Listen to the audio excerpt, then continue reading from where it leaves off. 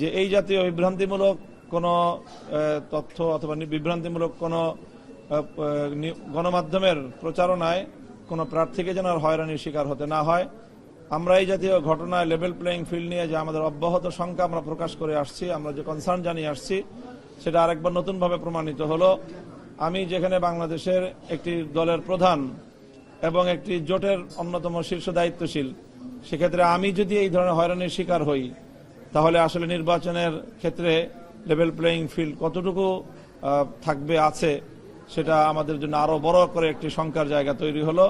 আমি আশা করব যে পরবর্তীতে এই বিষয়গুলিতে ওনারা আরো বেশি যত্নশীল হবেন ইনশাআল্লাহ।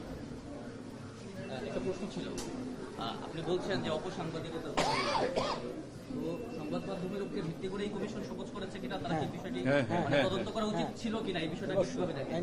হ্যাঁ, মানে তারা আমাকে যে নোটিশ দিয়েছে সেই নোটিশের মধ্যে সেটা সংযুক্ত করে দিয়েছে যে যেই গণমাধ্যমের সংবাদের ভিত্তিতে আমাকে শোকজ করা হয়েছে। তো আমি মনে করি সেই সংবাদ মাধ্যম এবং সেই সংবাদ মাধ্যমের যে প্রতিবেদক, তিনি লিফলেটের কথা বলেছেন, অথচ লিফলেটটা সংগ্রহ করা তার জন্য কঠিন কিছু ছিল না। সে উপস্থিত থেকে সংবাদ সংগ্রহ করেছে, আমার সাথে কথা বলাটা তার জন্য কোনো কঠিন কিছু বিষয় ছিল না। এই জন্য আমরা মনে করি যে সঠিক তথ্য যাচাই করেই সংবাদগুলো প্রকাশ করা উচিত।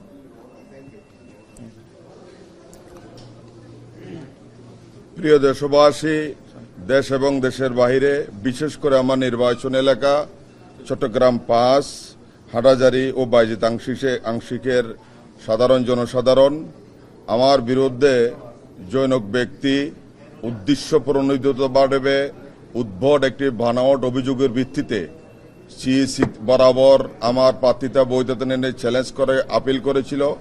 আলহামদুলিল্লাহ, আমার বিজ্ঞ লয়ারগণ আমার পক্ষে যে গ্রাউন্ড সৃষ্টি করেছেন, এটা একটা উদ্ভট গ্রাউন্ড, যুক্তি, আপত্তি। এটা মাননীয় প্রধান নির্বাচন কমিশন সহ অন্যান্য নির্বাচন কমিশনবৃন্দ এটাকে খারেজ করে দিয়ে আমার নির্বাচন করার আগামীতে ইনশাল্লাহ কোনো বৈধতা নেই। আমি বৈধভাবে হাটহাজারী এবং বায়েজিদ আংশিক থেকে আপনাদের সবাইকে নিয়ে আমি আগে চলতে চাই। আপনারা আমাকে সবাই দোয়া করবেন। সামনেও কোনো ধরনের ষড়যন্ত্র হলে আপনারা সজাগ দৃষ্টি রাখবেন। আসসালামু আলাইকুম ওয়া রাহমাতুল্লাহি ওয়া বারাকাতুহু। বিশেষ করে আমার নেতা, প্রাণপ্রিয় নেতা আল্লামা মামুনুল হক সাহেব, বাংলাদেশ খেলাফত মজলিসের আমির, এবং তিনি 11 দলীয় শীর্ষ জোটের উনি নেতৃত্ব দিচ্ছেন।